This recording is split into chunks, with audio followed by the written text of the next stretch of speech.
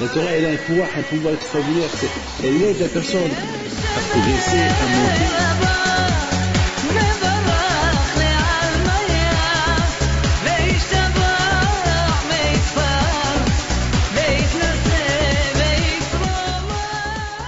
La parasha de Ve'alotra, la parasha de Matan Torah, et toujours cette période-là, cette période de Shavuot, c'est la période de la paracha on parle un peu de Bamidbar, le désert. Et sur ce, Chachamim ils disent que celui qui veut Bémet acquérir la Torah, Yassim Atzmo Kimidbar, il faut qu'il se comporte comme un désert. C'est quoi se comporter comme un désert? C'est-à-dire que, comme le désert, tout ce qu'on trouve dans le désert, c'est efker, c'est abandonné. On n'a jamais vu quelqu'un. Parce que le désert, il est inhabité. Personne n'habite dans le désert. Le désert, il est vide. Et lorsqu'on trouve quelque chose dans le désert, il n'y a pas d'adresse. On ne peut pas dire que ça appartient à quelqu'un. Donc, ce qu'on trouve dans le désert, c'est à toi. Efker. Il n'y a pas de. Dans le désert, ce qu'on trouve, on le prend, on peut habiter dans le désert, personne ne va rien vous dire, parce que le désert, il est inhabité. À Paris, construire une maison à Paris, il y a toujours. Il y a les lois. Mais dans le désert, il n'y a pas de loi parce qu'il n'y a pas de droit dans le désert. Il n'y a pas de gouvernement dans le désert. Il n'y a rien. Donc, il faut que l'homme, il soit mafkir atzmo comme un désert. C'est-à-dire, il ne faut pas qu'il soit matérialiste. Il faut qu'il soit. Il faut que son corps il soit uniquement pour Akadosh Baruch Hu. Il ne faut pas qu'il ait une ba'alout sur son corps, être méfanek, rendre son corps gâté. Il ne faut pas. C'est ça le. Donc c'est la raison pourquoi, un an après qu'ils ont reçu la Torah, encore, on a vu que Akadosh Baruch Hu a compté les Israël dans le désert, c'est le désert qu'ils ont construit le Beth Amikdash. Ça veut dire que, écoutez bien le Ikar. On a bien vu que le Beth Amikdash, le sanctuaire, le Mishkan, a été construit dans le désert. Moi, toujours, je me suis posé une question. Je me suis posé la question suivante. Pourquoi Akadosh Baruch Hu, le Beth Amikdash, c'est une mitzvah qui se fait avec on a Israël, les Kohanim, la Abodat Amikdash. C'est avec on a Israël. Construire un Mishkan, un Beth Amikdash. Construire, je sais pas, le Kodesh HaKodashim, tout c'est à Yerushalayim. Alors pourquoi Kadosh Baruch Hu n'a pas attendu que les petits Israël rentrent en Eretz Israël, il faut construire Beth Amikdash. Comme qu'il y a les halachot qui t'avoient la Ares, il y a les halachot de Eretz Israël, que lorsque tu viens d'Eretz Israël, il y a la Shemitah, il y a le Yovel, il y a beaucoup de mitzvot qui sont tliot ba'aretz. Et Beth Amikdash aussi, c'est une mitzvah qui dépend de Eretz Israël. Lui, ça, ils attendent. Qu'ils rentrent en Eretz Israël, il faut construire Beth Amikdash. Pourquoi construire le Mishkan déjà depuis dans le désert? Alors, on est obligé de dire que le Mishkan, l'homme, c'est Mikdash Me'at. On compare l'homme à un Beth Amikdash. Et pour que l'homme, il se fait construire, rien que s'il rend son corps Midbar, qui rend son corps désert. Donc c'est la raison pourquoi le Mishkan a été construit dans le désert. Le Mishkan a été construit dans le désert pour que l'homme, il apprend une leçon. Que si l'homme, il veut se construire, il faut qu'il se comporte comme Midbar, comme de le désert. Il y a, je pense, de Melachim, c'est écrit sur Yoav Betzerouya, qui était le chef d'état-major de David Améler.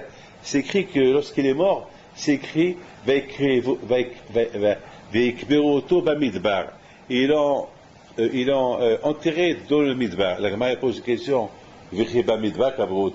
Pourquoi ils l'ont enterré dans le Midbar? Ils l'ont enterré à tel et tel endroit, c'est pas dans le Midbar. Et la Gemara répond parce que sa maison était comme un Midbar. C'est que celui qui voulait manger, il rentre lui à la maison. Sa maison était comme un midvar. C'est-à-dire que sa maison était efker. Celui qui veut prendre ce qu'il veut, il rentre chez lui, il prend. Une fois, j'ai vu sur Rabbi Hami Brisk une belle histoire. Une fois, j'ai lu que il a demandé à beaucoup de fois les Bahari Yeshiva, beaucoup ils n'avaient pas où dormir, et rentrer chez lui. Beaucoup de fois, et beaucoup de fois, il y avait des Bahari qui ne savaient pas que savaient pas sa chambre. Ils vont même occuper sa chambre. Beaucoup de fois, sa femme, il lui laisse à manger, et le matin, il lui dit, tu as mangé? Et il lui dit, oui, j'ai mangé. Il lui dit, c'est pas vrai que tu n'as pas mangé. C'est pas vrai que tu n'as pas mangé. Il dit, bon, j'ai pas mangé, c'est quelqu'un, il a dû manger. Donc, il a laissé sans manger. Donc, lui aussi, à la Shalom, sa maison, c'était Efker. Efker. C'est dur d'être mafker. Vous savez, quelqu'un qui ne s'élève pas, quelqu'un qui m'a les mots, on lui fait honte, il ne répond pas. C'est un homme qui est Efker. C'est ça, Efker. Quelqu'un qui fait pas attention à l'argent, c'est pas garder, c'est un garder. J'ai vu quelqu'un, quelque part, qu'il est riche, mais si vous voulez comment il est habillé, je lui dis, j'ai de la peine pour toi. Pourquoi tu vis comme ça? Tu profites pas de la vie. Regarde comment tu es habillé. Regarde où tu habites. Pourquoi? Il profite un peu de ton argent. Ni toi, personne ne profite. Il habite ici au 19e. Il a des magasins, il a de tout. En plus, Shabbat, il travaille Shabbat. En plus, Shabbat, il travaille. Sa femme qui fait Teshuvah, elle vient, elle pleure. Et combien de fois elle lui dit, mais pourquoi? Pourquoi tu travailles? En plus, il est diabétique, il est dans l'insuline, il est vieux, il est cardiaque, il a presque 75 ans. Mais il est en train de mourir. Pourquoi? Ça, il est évêque à l'argent. Évêque. C'est la raison pourquoi, Béhémet, c'est ça la raison pourquoi, on a vu que ces parachutes là, comme Parashat Nassau. Parashat Nassau, c'est la paracha la plus longue de toutes les parachutes. Et pourquoi? Elle tombe vers Shavuot. C'est tout ça encore pour donner l'importance de la Torah, que la Torah elle est grande, la Torah elle a une importance. Vous savez qu'est-ce que j'ai en Argentine? J'ai pensé Nassau. Donc qui peut me dire à quoi j'ai pensé? Hein? Nassau, c'est la Gemataria avec le collet de Goshen.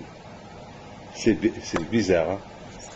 Goshen, Shinun, Nassau, avec le collet. C'est ça,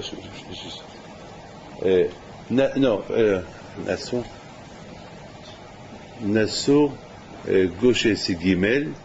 Nassau, c'est à peu près. Bon, à peu près, hein, il faut ajouter, il fait un 5 Gimel. On va dire un long Gemataria. un petit Gemataria doublé. Mais ça veut dire que uniquement que quelqu'un, on va à Israël, on arrive à Israël, les Israël sont partis en Égypte, ils sont partis à Eretz Goshen. On l'appelle Tiva Aretz, Goshna. On lui a donné beaucoup de bons titres à Goshen. Pourquoi? Parce que Goshen, il y avait là-bas la Torah. Donc Nassau aussi, cette paracha, elle tombe toujours aux environs de Shavuot pour donner l'importance à Haga Shavuot. Mais à Botek, c'est pas ça tout moyen. Hier, lorsque j'étais à l'aéroport pour venir ici, avec tout le monde qui était autour, on m'a dit de que je fais un petit Dvar Torah avant le départ. Et puis, j'ai posé une question. Enfin, j'ai fait beaucoup de publicité là-bas de veiller, donner un peu le temps, veiller la veille de Shavuot. Bon, les Bnei Torah, ils savent ce qu'on veiller, mais ici en France, Baruch Hashem, ça s'est beaucoup propagé, veiller la veille de Shavuot. Et là-bas, je voulais donner un temps à la veillée de Shavuot. Et puis, j'aurais posé une question. Vous savez pourquoi on veille à Shavuot? Je veux dire, on veille à Shavuot parce que Am Israël devait recevoir la Torah le lendemain, ils sont partis dormir. Alors, nous, pour réparer, c'est pas une faute, pour réparer ce qu'ils ont fait, alors nous on veille. Et c'est écrit qu'on Moshe Rabbeinu le matin, il est parti les a réveillés. Il va dire qu'un jour vous attend. Et c'est écrit, il les a il les a poussés de venir, allez. Mais moi, je me suis posé une question. Comment est-ce possible d'aller dormir? Quelqu'un qui a un problème avec un juge, il va dormir la veille. Quelqu'un qui doit recevoir un grand roi, et un grand roi, il va venir chez lui, il va lui donner un cadeau en plus. Et un cadeau d'un grand roi, c'est un cadeau, c'est pas un stam un cadeau qui doit être un bon cadeau. Et que c'est possible qu'il va y dormir, c'est impossible. Beaucoup de fois, moi, lorsque j'ai des longs voyages, je n'arrive pas à dormir la veille. Il y a ce qu'on appelle recevoir, être en contact avec Hachem pour la première fois. Que Hachem, il va venir, il va descendre. Hachem, il a préparé les Juifs de ne pas toucher la montagne.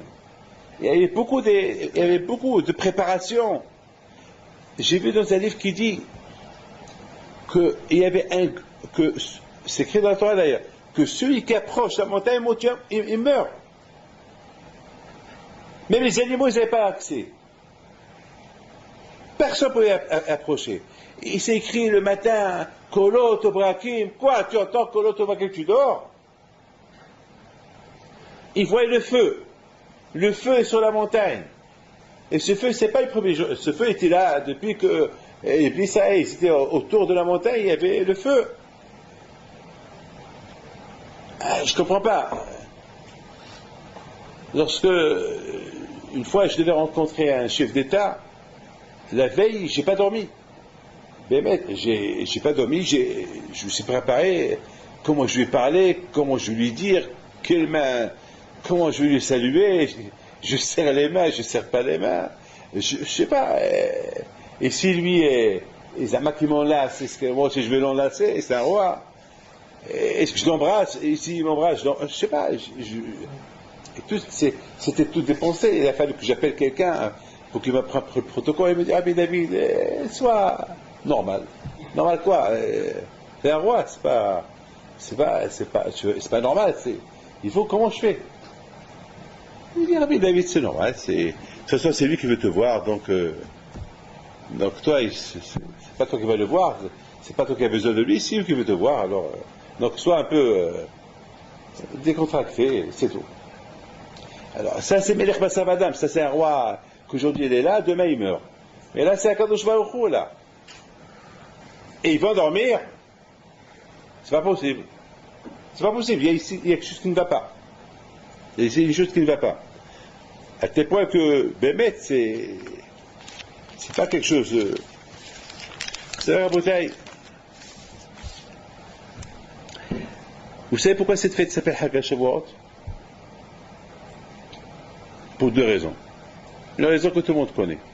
Elle s'appelle Hag HaShavuot parce qu'elle s'appelle à cause des 7 semaines qu'on a comptées. Parce qu'on a compté 7 semaines, on l'appelle Hag HaShavuot. Et alors, vous avez entendu quelqu'un qui compte un calcul après il fait une fête? C'est pas Hag HaShavuot. Allez à la règle à Hag HaShavuot. Parce qu'on a calculé cette semaine, c'est Hag HaShavuot. Mais à Botaï, moi je pense que Hag HaShavuot, il s'appelle Hag HaShavuot parce que Shavuot, c'est Milachon Shvoa. Parce que ça s'appelle Shavuot, c'est serment. Shvoa, serment. Et c'est quoi la Shvoa? Lorsqu'ils ont dit Na'ase v'nishma. Lo yached devaro. Lorsqu'un juif il dit quelque chose, ça s'appelle Shvoa. Pourquoi devant mon père là-bas, Shalom? Il me dit, David, mais tu as juré. J'ai juré? Papa, juré. Il m'a dit, tu m'as dit que tu avais faire ça et ça. J'ai dit, oui, je t'ai dit, mais je t'ai pas. Il m'a dit, un juif, ce qu'il dit, c'est Shvoa. Jamais j'oublie ça. 1 milliard de fois je l'ai dit. C'est ce que j'ai entendu de mon père, à la Shalom. Il m'a dit, la parole d'un juif, c'est Shvoa. Et j'ai vu dans un livre avant-hier qui dit que tous ceux qui étaient autour de la Sinaï, c'est comme s'ils ont juré. Ils sont là, pourquoi? Parce qu'ils sont là-bas pour recevoir la Torah. Pam! Moi je dis plus. Le fait que Am Israël, ils savaient qu'ils ont été libérés de l'Égypte que pour recevoir la Torah, Hachem, c'est pas pour leurs beaux yeux, il les a libérés d'Égypte. C'est pas parce que... Et alors, ils disent, allez, l'Égypte parce qu'ils veulent leur donner la Torah. Voilà, vous voulez la Torah? Sinon, vous allez crever là-bas. Comme les autres qui sont morts. Pendant la paix de Makatchocher, une bonne partie des Juifs, ils sont morts. Pourquoi ils sont morts? Parce qu'ils n'ont pas voulu. Donc, tu ne voulais pas quitter, alors. Voilà, pourquoi je fais pour revenir? Vous vous êtes enrichi sur mon dos, vous vous êtes enrichi avec tous les miracles que j'ai fait, et vous restez en Égypte. Là-bas, voilà. Là-bas, vous allez rester, là-bas, vous allez crever. Ils sont morts. Ils sont morts. Oui, à l'époque, on leur a donné le titre de Shaim. Ça s'appelle Shaim. Donc, la question est encore plus forte. Puisqu'à Botaï, ils ont quitté l'Égypte uniquement pour recevoir la Torah. Et en plus, ils ont dit Naaseh Vinishma, comme une shvoua, comment ils sont partis dormir? C'est impossible. Et s'ils ne se réveillent pas? Non, vous avez pensé à ça? Et s'ils ne se réveillent pas? Alors, ils ne vont pas recevoir la Torah. Et si Moshe Rabbeinu ils n'auraient pas réveillé? Ils ne vont pas recevoir la Torah. Alors pourquoi vous avez quitté l'Égypte? Quoi, vous prouvez de la Kadosh Baruch Hu comme ça, gratuitement? Alors comment ils sont partis dormir? Otaï, la réponse, hier soir, avant que j'ai pris l'avion, j'ai dit comme ça. Après, je vous raconte une super histoire. C'est quoi être juif? Il y a une grande différence. Celui qui écoute un cours de Torah, celui qui étudie la Torah. Je n'ai vu dans ma vie beaucoup de gens qui font qu'écouter les cours de Torah. Et dans la rue, je les vois sans kippa. Écouter des cours de Torah, c'est super. C'est bien. Je ne dis pas que c'est pas bien. Mais ça ne va pas faire un changement dans le corps de l'homme, écouter les cours de Torah. Écouter, ça ne va pas faire un changement chez l'homme. Le changement dans l'homme, il va se faire lorsqu'un homme étudie la Torah. Je dis quoi, quelqu'un, t'as un mot, qui doit tout à l'heure, Harik, il m'a dit, parce que beaucoup de fois, je lui dis, Harik, tu étudies? David, j'étudie, alors je dis, il n'y a pas que lorsque il faut que tu étudies, c'est pas possible. Tu travailles ici à l'Yeshiva, tu vois les gens qui étudient, et tu vois tous ces cours de Torah qu'on fait, et toi tu n'étudies pas, c'est pas bien, il faut étudier. Et qui s'y met tout à l'heure? Il m'a dit, bon, Rabbi David, j'ai une bonne nouvelle à vous dire. Je étudie une fois 1 heure, une fois je fais 2 heures, et Shabbat, j'ai fait 5 heures.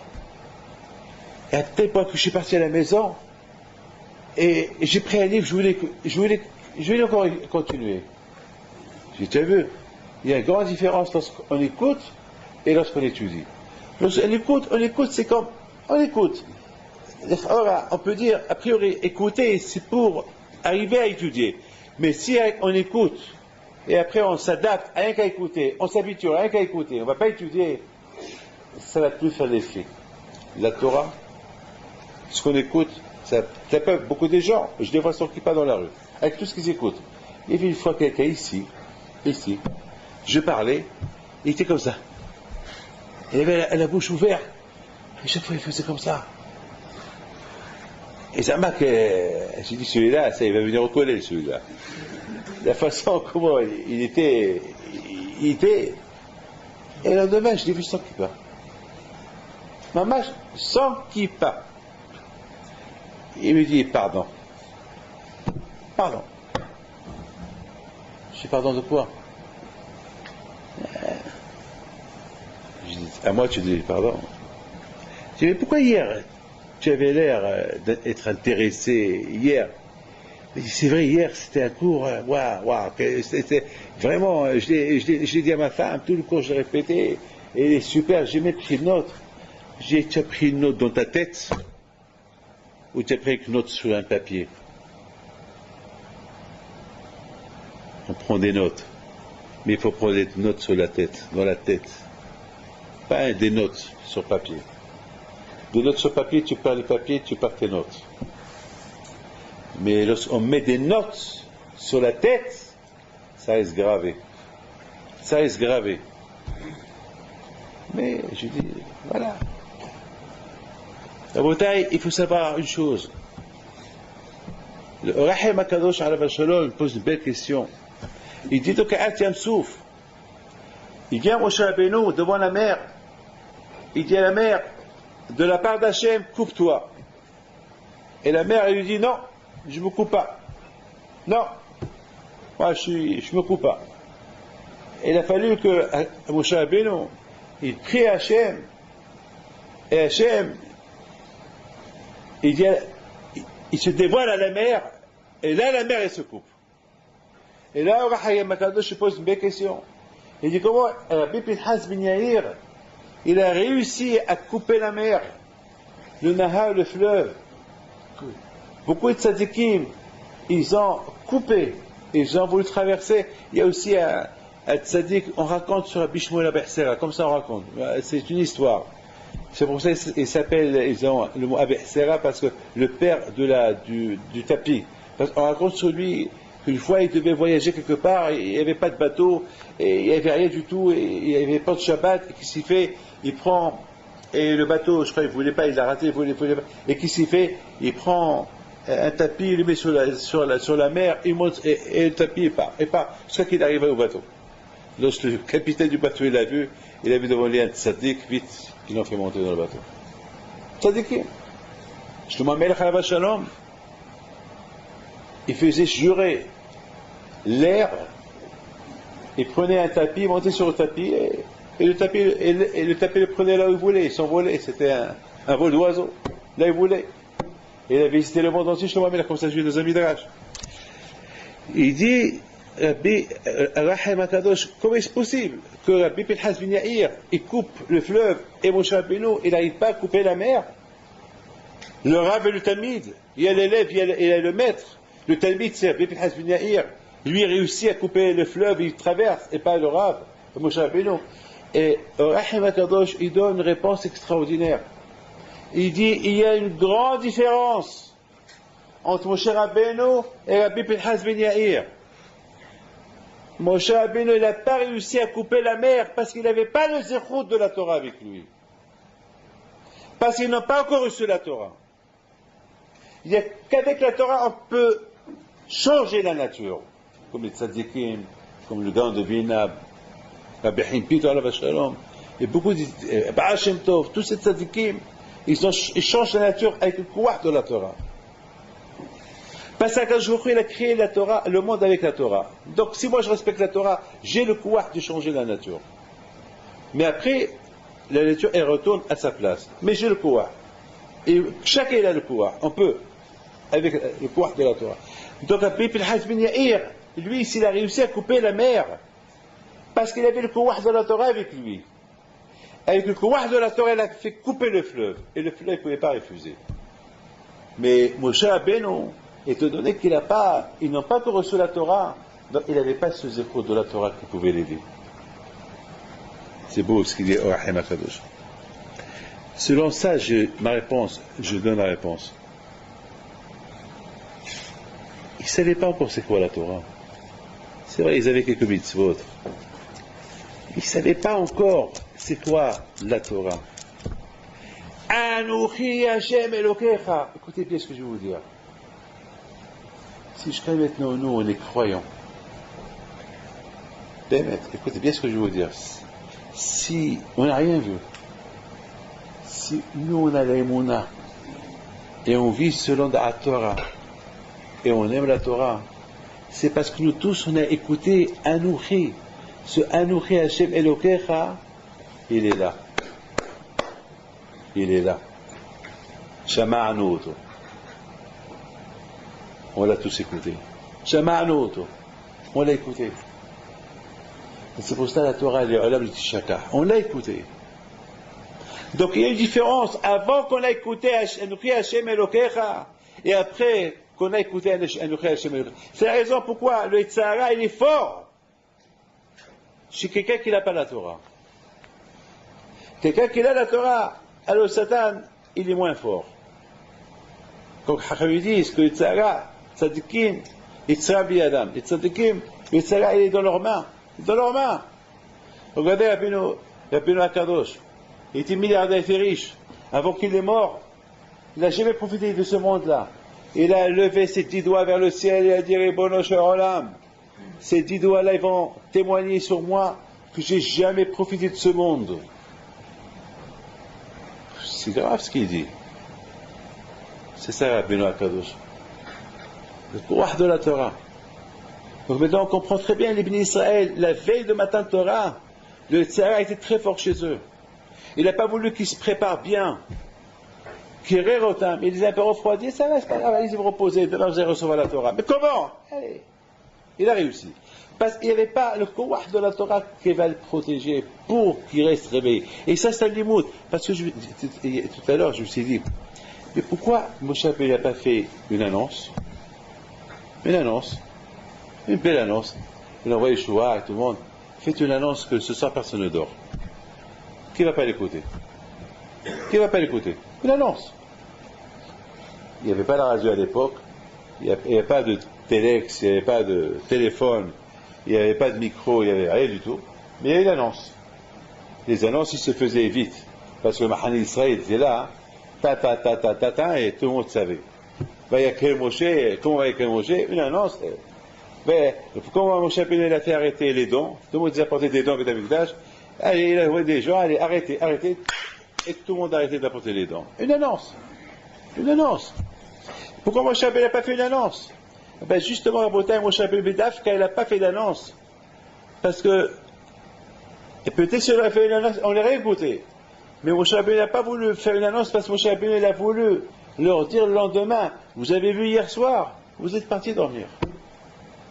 Si je vous aurais fait une annonce, ça veut dire qu'il faut, chaque fois, il faut des annonces. Tout ce qu'on veut faire, une annonce. Une annonce. Il faut que l'homme commence à comprendre lui-même, sans qu'on lui fait une annonce. Il faut que l'homme il arrive à comprendre, sans, avec quelqu'un qui est attaché à la Torah, sans annonce, il va respecter la Torah mitzvot.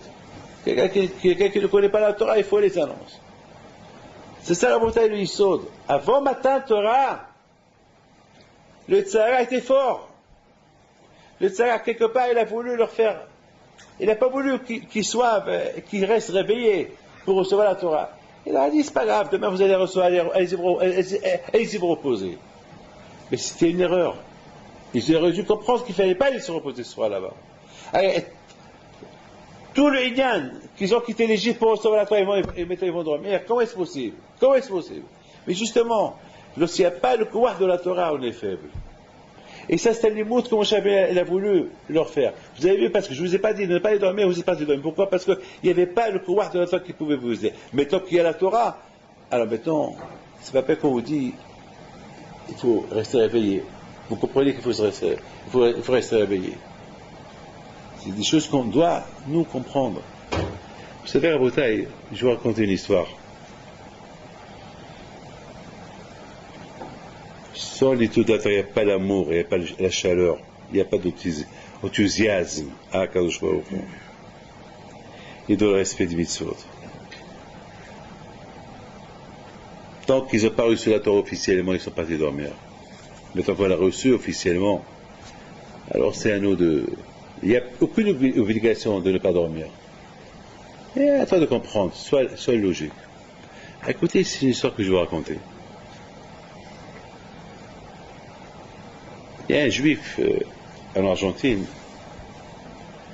il me raconte, Haber, il me dit, Rabbi David, demain, il va venir vous voir, si ça ne vous dérange pas, un goy. Ce goy-là, il y a 2 semaines, je l'ai rencontré à Paris. Parce que ce Haver-là, cet Argentin, était à Paris il y a 2 semaines. Il était de passage de la Chine, il a fait un stop là pour partir, et de là il est parti en Argentine. Il m'a raconté comme ça. Il m'a dit, je l'ai rencontré pendant que je faisais les achats. Fabio, qu'est-ce que tu fais là? Moi, je viens de la Chine et je suis là, je suis venu là. Pourquoi tu es venu à Paris? Parce qu'à Paris, pour voir mon rêve qu'il est là, qu'il habite ici. C'est bien. Il discute, il dit, ça va, tu vas bien? Ça va, je vais bien. Alors, toujours tu fais du sport, et Fabio, c'est un monsieur de 2 mètres, carrure de. Ma mâche, une carrure de Hercule, quelqu'un de fort, grande taille, bien musclé. C'est un monsieur qui fait beaucoup de sport et il travaille beaucoup avec des trucs de sport, accompagné. Il dit, pourquoi voulez-vous que je vais avoir. Il lui dit, tu veux pas venir cet après-midi, on passe voir le rap. Je lui ai dit, tu sais, moi je suis pas juif. Et pourquoi tu veux que je fasse le voir? Il lui dit, pourquoi pas?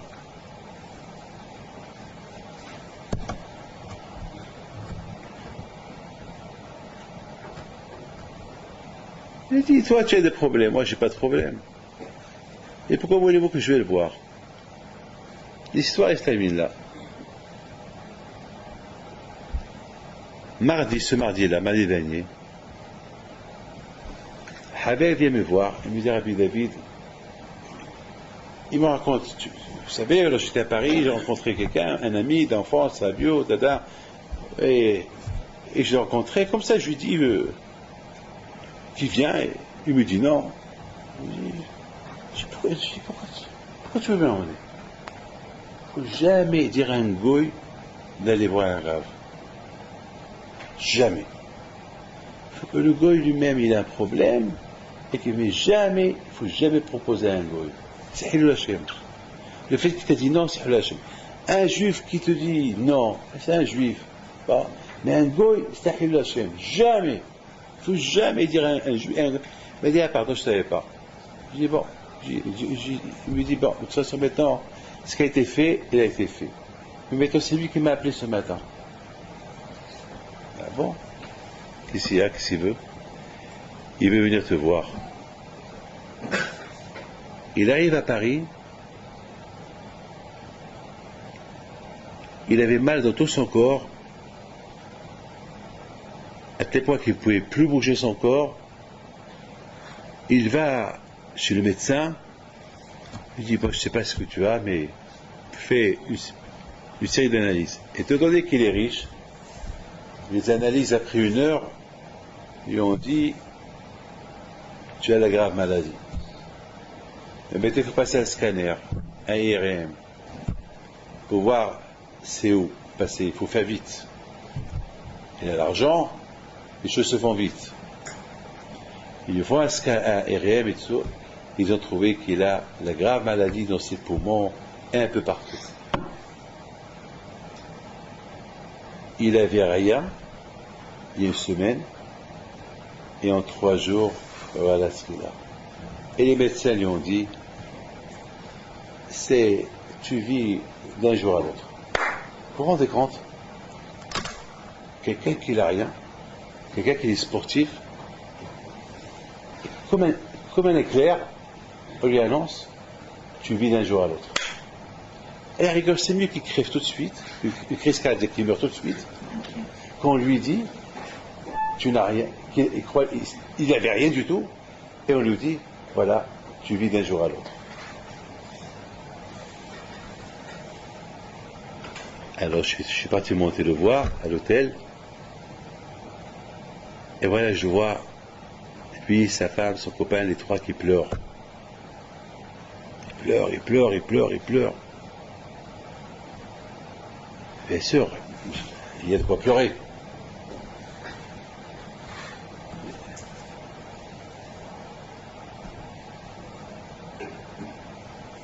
Il me dit, mais c'est lui qui me dit, hein, c'est pas un juif qui me parle, un non-juif qui me parle. Il me dit, je suis prêt à acheter ma vie à n'importe quel prix. Je suis encore jeune, j'ai à peine 40 ans. Je suis prêt à acheter ma vie. Est-ce qu'il y a un prix à la vie? Je lui ai dit. Est-ce que la vie, elle a un prix? Le seul prix de la vie, c'est la Torah. On fait l'échange de la vie avec la Torah. Yehayenu ve'orech yamenu. Ve'hayi olam nata' bitochenu. אלא מה? הוא יפתח ליבנו בתורתו. De la part de הקדוש ברוך הוא, il a planté עץ החיים dans le corps de l'homme. עץ החיים, qui s'appelle Torah, Hachem il a planté dans le corps de l'homme. Et c'est comme עץ החיים, וחיי עולם נטע בתוכנו. Mais, malheureusement, on est aveugle. Alors, on demande à Akadosh merci à Akadosh Baruch Hu pour la matana que tu nous as donnée. Mais Akadosh Baruch Hu, ouvre-nous la tête pour qu'on comprenne. Mais Rabotai, j'ai appris le leçon de ce monsieur-là.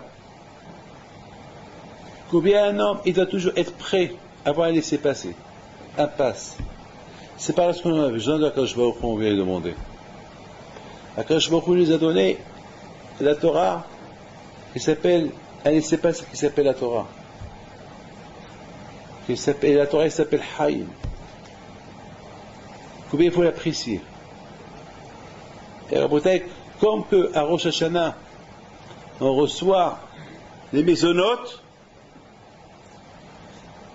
pour toute l'année, à Shavuot, on reçoit la Torah pour toute l'année. Tout dépend combien on s'est préparé. Combien chacun de nous s'est préparé.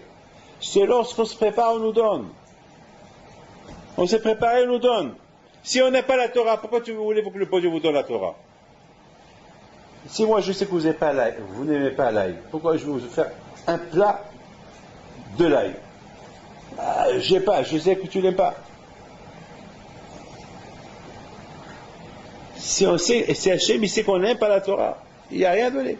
Exactement. Le monde, il est nidoun biskerahat. Hachem, il regarde. Avrech. Il risque de tomber sur des avrechim qui n'aiment pas la Torah aussi. Il risque de tomber sur des Baalei Batim qui adorent la Torah. C'est un Baal Habayit.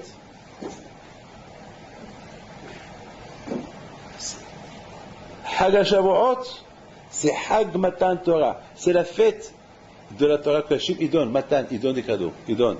Il distribue. Comme à Rosh Hashanah, il donne la vie. Et à Kadosh Baruch Hu, il donne la Parnassa. À Matan Torah, il donne la Torah. Il donne à celui qui veut. Michel le Kabel, celui qui veut recevoir. Mais celui qui ne veut pas recevoir, on ne lui donne pas.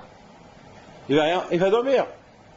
Puis il va rester réveillé. Il va passer toute sa nuit à fumer une cigarette l'une après l'autre. Comme il dit, Benishhaï. Benishhaï, il apporte de Benishhaï, de la part du Zohar Kadosh, de Arizak. Combien il faut faire attention. C'est mieux d'aller dormir et de ne pas rester réveillé. S'il faut parler des bêtises, c'est mieux d'aller dormir. Comme ça, il dit Benishhaï. C'est mieux d'aller dormir.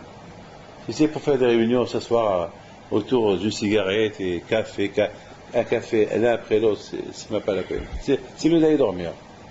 Et faire rire les uns les autres. Une fois j'ai arrêté quelques personnes en train de jouer les cartes. J'aurais dit, ouais, c'est comme ça que Hachem a donné la Torah, les cartes. C'est ça ce que vous faites, les cartes, vous jouez les cartes. Poker. Haval, j'aurais dit Haval pour vous. Vous n'avez pas compris le sens. Donc à Bretagne, c'est ça. Chacun de vous, il doit comprendre que cette paracha de cette semaine, il est super. Vers Alotra. Vous savez, à Bretagne, il y avait pour allumer la menorah, il y avait des madrigotes. Il y avait, je crois, trois marches. 3 marches. Une fois, j'ai expliqué, j'ai dit pourquoi ces 3 marches. Pourquoi pas une grande menorah qui soit toujours à la hauteur du Kohen, et il allume. Pourquoi 3 marches? Et puis j'ai expliqué, j'ai dit que la Torah, elle s'achète parce que la menorah, la dlaka, la menorah c'est le symbole de la Torah. Et c'est Bé'al Otra. C'est-à-dire il faut monter. La Torah, elle a un pouvoir extraordinaire. Elle aide la personne à progresser, à monter, Bé'al Otra, à monter. Comme ces marches-là. Mais c'est step by step. Ça veut dire que une marche après une marche. Tu peux pas passer les étapes, sauter les étapes. Il faut aller marche, une marche après l'autre, une marche après l'autre. Bé'al Otra est un autre. Et c'est comme ça que On ne peut pas acquérir la Torah comme ça d'un seul coup. C'est doucement.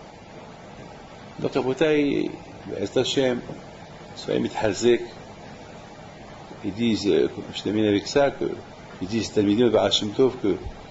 que celui qui étudie pendant le mois d'hier, qui le passe bien, malheureusement ce mois d'hier, je n'ai pas beaucoup étudié, pas beaucoup, j'ai donné beaucoup de shiurim, mais j'ai eu un mois un peu dur ce mois d'hier, mais j'ai pas beaucoup étudié. Mais Rabotai, je me suis contenté de dire, bon, tous les zouks que j'ai fait à gauche et à droite, c'est que Hachem il le compte comme si moi-même je me suis assis, j'ai étudié une sugia ou quelque chose. Mais après, pas le Rabotai, l'Eka, c'est la vraie réfoua, c'est d'étudier la Torah.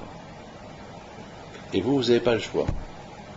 Étant donné que vous êtes des Avrechim, vous n'avez pas le choix. Vous n'avez pas le choix. Vous n'allez pas être des mécaniciens. Vous êtes des mécaniciens. Vous n'allez pas être des commerçants. Vous n'allez pas être des chauffeurs.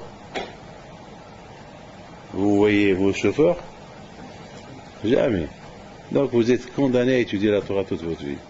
Vous êtes tous condamnés. Et personne ici qui les... Vous êtes tous condamnés. Alors, puisque vous êtes tous condamnés à étudier la Torah, alors il faut avoir les écoutes que Hachem il vous donne. La matana. Matan Torah. La matana. Et cette matana, c'est les poum tsara, la façon qu'on se prépare, on reçoit.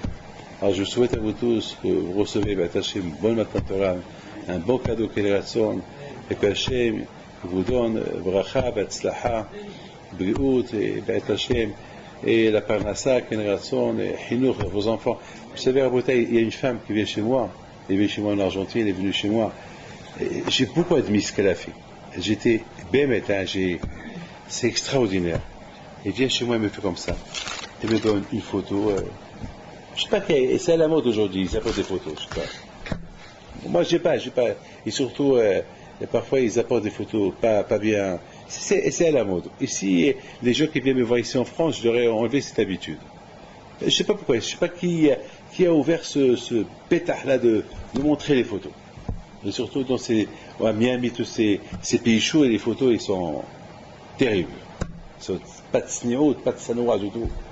Et cette femme, une femme qui est un peu religieuse, elle me dit, Rabbi David, ça vous dérange pas si vous pouvez bénir cette femme, elle n'a pas des enfants.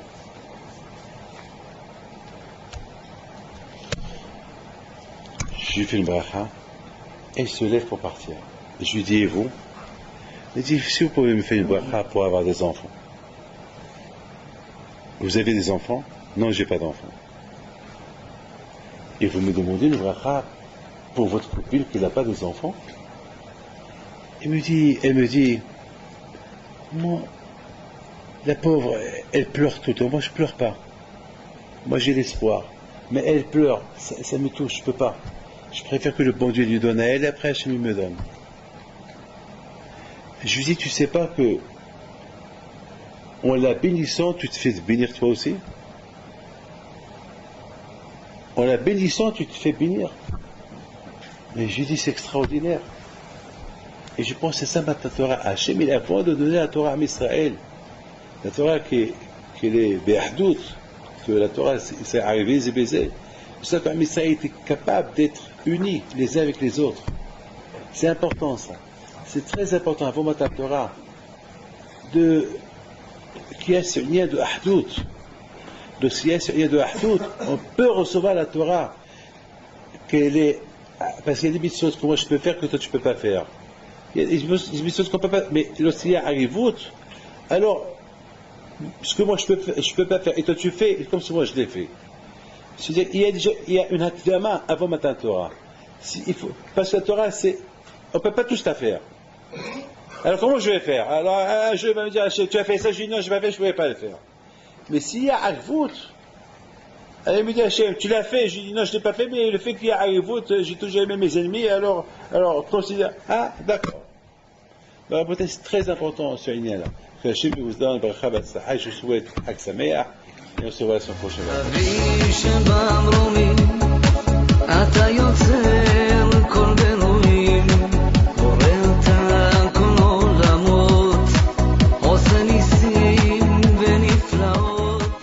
Maintenant, d'après tout ce que j'ai expliqué au Beth Midrash, là, que j'ajoute un petit mot capital que j'ai pas dit tout à l'heure. Tout à l'heure, je vous ai posé une question.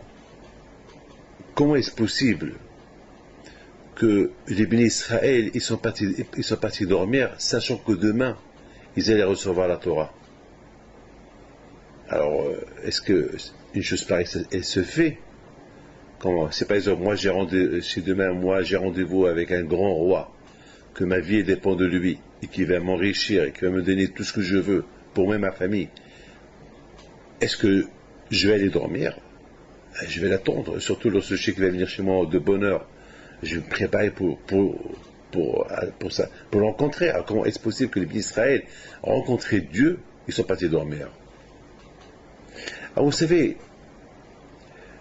tout à l'heure, je vous ai donné une réponse, mais je voudrais ajouter un petit mot. Que le fait qu'ils sont partis dormir, ça prouve qu'ils étaient un peu froids. Parce que c'est pas possible qu'ils pouvaient aller dormir. D'ailleurs, aujourd'hui, on ne dort pas ce soir. On ne dort pas aujourd'hui la veille de Shavuot. Pourquoi? Parce que pour réparer la faute qu'ils ont fait nos parents, qui sont partis dormir, nous, on ne dort pas. On veut montrer à nos aïeux, à nos ancêtres, qu'ils ont mal fait de partir dormir. Mais quelque part, je dois dire que on ne doit pas leur tenir, on ne doit pas tenir compte à cela, et c'est pas fait qu'on les accuse pour qu'ils soient partis dormir, parce que je pense que c'est pas de leur faute. Parce que un homme, il est chaud uniquement lorsqu'il a la Torah dans ses mains. Parce que connaître Hachem, il faut la Torah. Regardez, les bénis Israël, avec tous les miracles qu'ils ont vus en Égypte, c'est pas assez pour connaître davantage Akadosh Baruch Hu. On ne peut connaître Dieu uniquement à travers la Torah. Alors, étant donné qu'ils n'ont pas encore reçu la Torah, et qu'ils vont la recevoir que demain, c'est la raison pourquoi ils étaient un peu froids, ils sont partis un peu dormir. Et d'ailleurs, Moshe Rabbeinu, il leur a pas dit de ne pas dormir, il leur a rien dit. Simplement, le lendemain, il les a réveillés. Mais est-ce que c'est possible qu'ils les réveillent, et c'est possible qu'eux ne se réveillent pas avec tout ce qui va se passer, tous ces événements qui vont se passer, cette rencontre entre eux et Dieu, ils vont partir dormir, parce qu'ils ne connaissaient pas encore la valeur de la Torah. Ils ont commencé à connaître la valeur de la Torah uniquement le lendemain, une fois qu'ils ont reçu la Torah. Là, je crois qu'ils ont regretté. Pourquoi on est parti dormir hier soir? Mais ce n'était pas leur faute. Ils ne connaissaient pas encore, c'est quoi, la grandeur de la Torah. Donc de là, on apprend que pour connaître Dieu et pour bien le servir, c'est à travers l'étude de la Torah. À travers l'étude de la Torah, mettons qu'on a la Torah dans les mains, mettons, on peut dire, on peut veiller des nuits. D'ailleurs, il y a beaucoup de tzadikim, pratiquement ils ne dorment même pas. Toute leur vie, ils ne dorment pas. Pourquoi? Parce que c'est pas possible. La Torah, ils ne dorment pas. Ils sont tellement attachés à la Torah, ils aiment tellement la Torah qu'ils ne voient pas. Pour eux, c'est dommage de perdre chaque minute. On aimerait qu'on dise time is money. Le temps, c'est l'argent. Mais quelqu'un qui connaît la Torah, il dit time is Torah. Le temps, c'est la Torah. Parce que l'argent, tu ne la prends pas après 120 ans. La Torah, son goût, elle est pendant que tu es vivant et après 120 ans. Donc maintenant, on comprend très bien pourquoi les bénis Israël sont partis dormir. On ne doit pas leur tenir rigueur. Parce qu'ils ne savaient pas encore. Le Tzara était fort. Peut-être qu'ils voulaient rester réveillés. Mais le Tzara, il leur a dit, c'est pas la peine de rester réveillé, reposez-vous ce soir, demain vous allez la recevoir. C'est comme ça le Tzara fait toujours. Toujours le Tzara, il dit à l'homme, il fait perdre le temps. Allez, attends, plus tard. C'est pour ça que le Père Kavot dit, Il ne faut jamais dire, lorsque j'aurai le temps, je vais étudier, peut-être jamais tu auras le temps. Parce que le Sahara, c'est ça son travail. Le Sahara, il dit, le travail du Sahara à l'homme, tu as le temps, tu as le temps, tu as le temps, plus tard, plus tard, plus tard. Et il n'y a pas de fin, c'est plus tard. Alors, il faut pas tarder. Il faut jamais dire, lorsque j'ai le temps, je vais étudier. Même si tu n'as pas le temps, prends ton temps et étudie. Tu peux toujours faire. Vous savez, toujours on peut prendre. Si on veut le temps, on le trouve. Mais si on suit le Satan, le Tzara, jamais trouvera le temps. Jamais trouvera le temps. Et je pense que avant que les bénis Israël, ils ont reçu la Torah, le Tzara est très fort. Il était très fort. Allez-y vous dormir. Ils ne connaissaient pas encore la valeur de la Torah parce que ils n'ont pas encore reçu. Donc le Satan, il les a refroidis un peu pour aller dormir. Mais maintenant qu'on a la Torah, et le Satan, il vient nous dire, allez dormir, c'est pas peine d'étudier, passe son temps, plus tard, on peut l'affronter, si on veut. On peut l'affronter. Il faut avec la volonté. Mais on comprend très bien que, pourquoi les bénis Israël, ils sont partis dormir. Moshe Rabbeinu, il a voulu leur enseigner un enseignement extraordinaire. Vous voyez la bêtise que vous avez fait. Au lieu que vous compreniez de vous-même que la veille de matin Torah, on ne dort pas, on se prépare, peut-être on révise le peu de Torah que je vous ai donné, pour pouvoir rencontrer Hachem le lendemain. Non seulement vous êtes parti dormir, il a fallu que je vous réveille, et je vous avais, comme c'est écrit au Moshe Rabbeinu, il les a réveillés, allez, vite, le roi il vous attend. C'est pas normal que le roi il attend. Il attend seul. Le roi on l'accueille. Vous imaginez qu'un roi, il arrive dans une ville, il n'y a personne qui se l'accueillir, tout le monde dort, il s'énerve. Alors, Rabbeinu leur a dit, faites vite, Hachem il est là, il attend. Il a fallu que Moshe Rabbeinu, alav shalom, il réunit tous les juifs, c'est là qu'il est monté chez Akadosh Baruch Hu, et c'est là qu'Akadosh Baruch Hu a donné la Torah à Israël. Donc maintenant, vous comprenez très bien, c'est super, extraordinaire ce que je suis en train de vous dire. Alors que le Hachem, il nous aide, Be'ez Hachem, à affronter le Tzara avec la Torah. La Gemara dit qu'on n'a pas le droit de dire pourquoi Hachem tu as créé le Tzara qui nous embête, qui nous évite à étudier la Torah. Je pourrais peut donner la réponse. C'est vrai, j'ai créé le Tzara, mais je vous ai donné l'arme pour le combattre. C'est la Torah. Maintenant, on peut comprendre que les bénis Israël, l'époque avant qu'ils aient reçu la Torah, ils n'avaient pas cette arme de la Torah, parce qu'ils ne l'ont pas reçue. Donc ils sont tombés dans le piège de ça, ils sont partis dormir. Mais maintenant on a l'arme, maintenant on a un argument.